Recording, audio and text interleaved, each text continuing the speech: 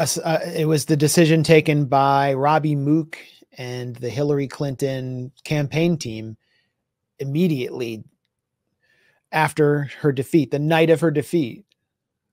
They sat in the campaign office over pizza and decided to blame Wikileaks, Russia, and Julian Assange for his defeat.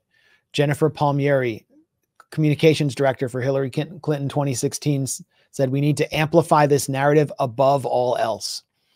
And then the media proceeded to play into it, convincing, I would say, a majority of Democrats, I think this should be polled, that Julian Assange was prosecuted for collaborating with Russia to hack the 2016 election. When the Espionage Act prosecution, of course, that's a false narrative to begin with, the Espionage Act prosecution had nothing to do with that. It was about the Vault 7 leaks. It was about the collateral murder. He was supposedly directing Chelsea Manning to hack, when in fact what he was doing was encouraging a source to provide more material, as all journalists do, which was protected under the First Amendment, which didn't apply to him because he wasn't an American, but which all American reporters do.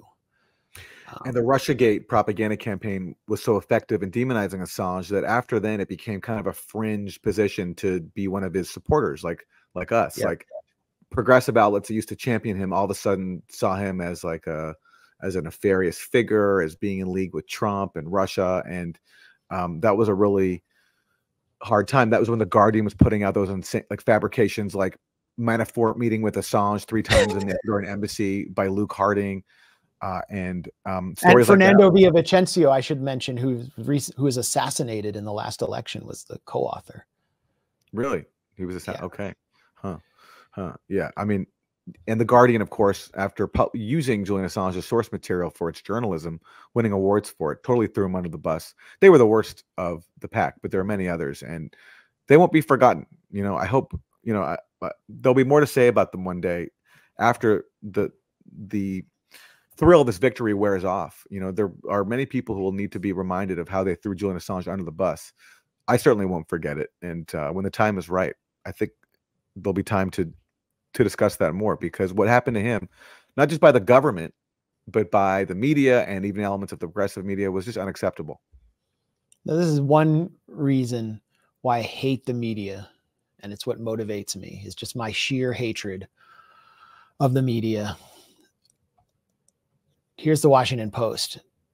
The day of Julian Assange's arrest. Julian Assange is not a free press hero, and he is long overdue for personal accountability.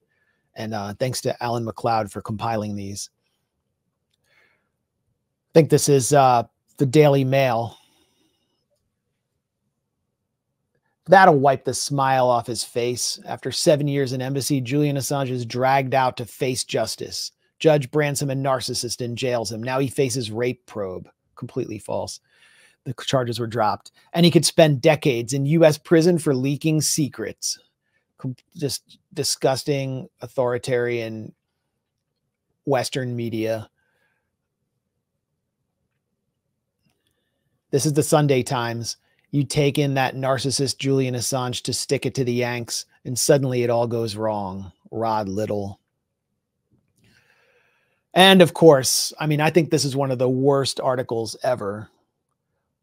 On the worst smears of Julian Assange is by James Ball, formerly of WikiLeaks, who now writes for like the Bureau of International Investigative Journalism, one of these like boutique Pierre Omidyar fronts, journalistic fronts.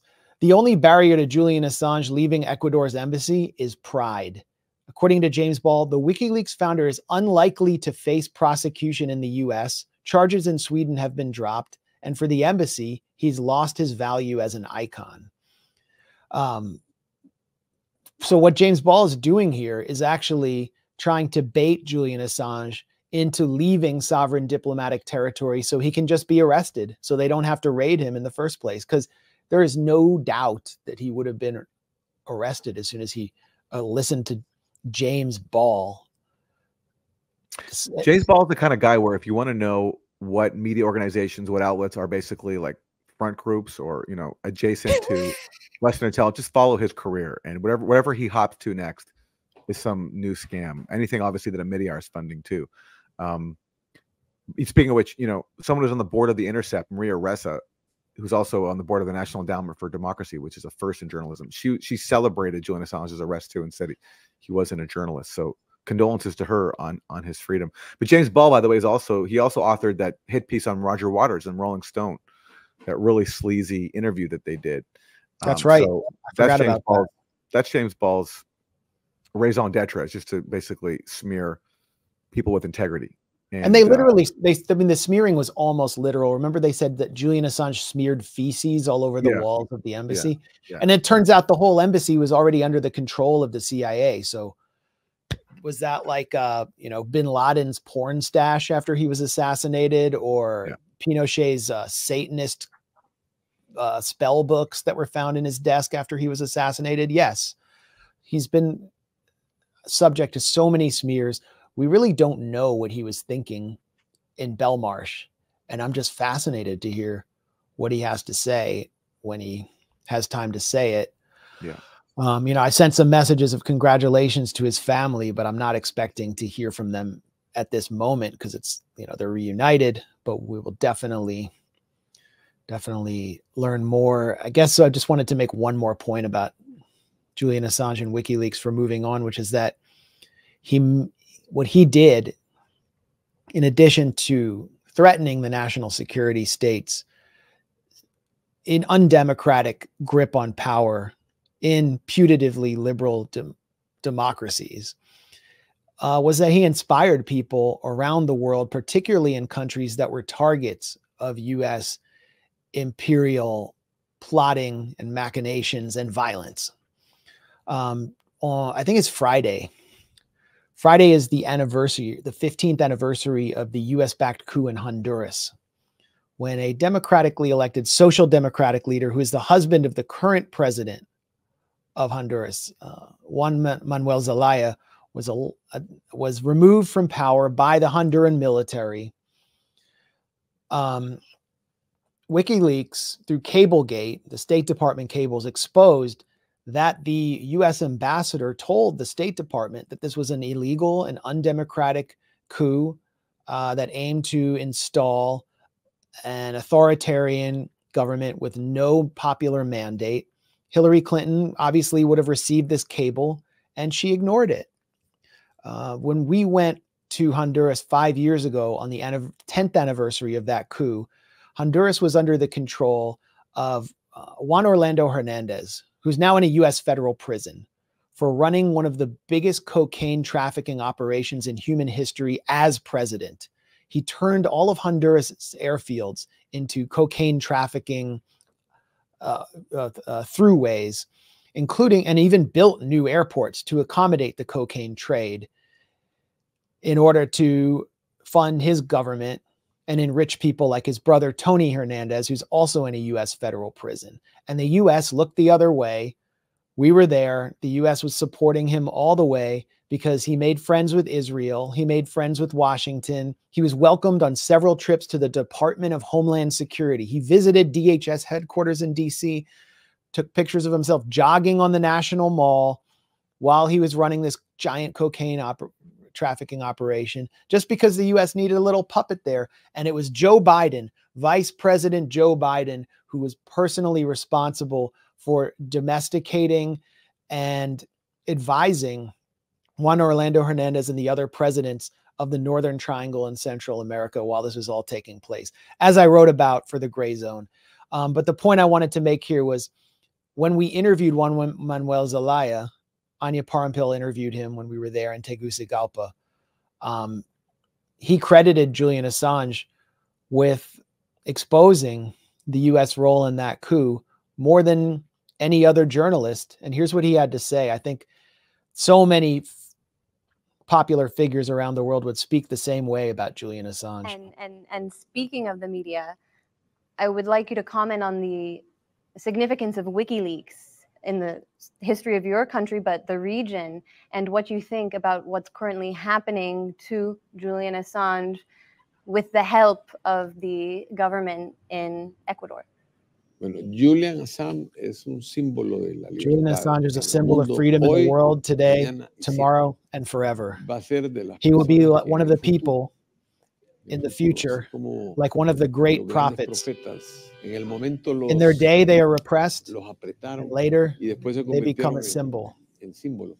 Así va a ser William That's Assange. what Julian Assange will William become. Assange proclama Julian un mundo sin Assange secretos, proclaimed a world un mundo without abierto, secrets, un an mundo libre. open, a free world. Claro, Of afecta course, he affects los the powerful intereses interests de hoy, of today, pero en el but in the futuro, future, I tu servidor y and otros others in other que habrán generations en otras generaciones seguirán will el follow the ejemplo de example of Assange.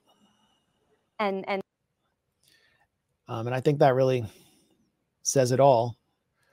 And again, Honduras managed to reverse those years of darkness through popular mobilization. And you heard it from the man, Jose Manuel Zelaya. Julian Assange played a key role in that.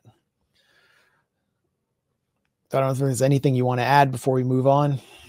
No, it's just, unfortunately, with Assange, you could talk about it forever. All the deceptions, all the cynical maneuverings to keep him behind bars, to torture him, all the different turns in the case. There's not enough time for it. And then, of course, all the important disclosures he revealed to the world. It's just, you can go on forever, go around the world on a map and point to it randomly. And odds are high that you'll find some really damning information that Julian Assange brought to light. So the debt we owe him is just, it's impossible to repay. And then his family as well, for all that they endured. So we should go through some of those leaks at some point, just all of them. Well, sure. I mean, it would take a long time, but yeah. I mean, we've relied on so many of those leaks at the Grayzone. I think we've found leaks that no one else had found to highlight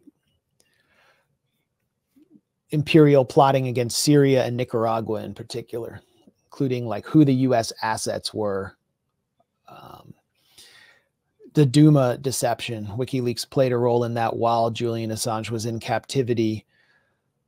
But then there was 2016, and I think this is relevant to the upcoming debate, assuming it happens, between Joe Biden and Donald Trump, which was that questions were fed to Hillary Clinton from the moderator. I think Donna Brazile told Hillary Clinton's team about debate questions before they happened. We learned about Debbie Wasserman Schultz fixing the 2016 primary for Hillary Clinton.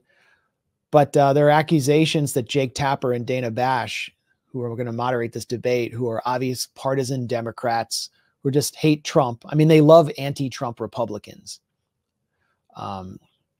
Jake Tapper loves like Nikki Haley and Chris Christie, but they hate Trump. There are accusations that they're going to feed questions to Joe Biden in order to help him survive the debate. Well, we have a precedent there, and we know about it thanks to Julian Assange. So he's, and WikiLeaks. So yeah, you're right. I mean, we could just go on for the rest of the stream about all the different leaks.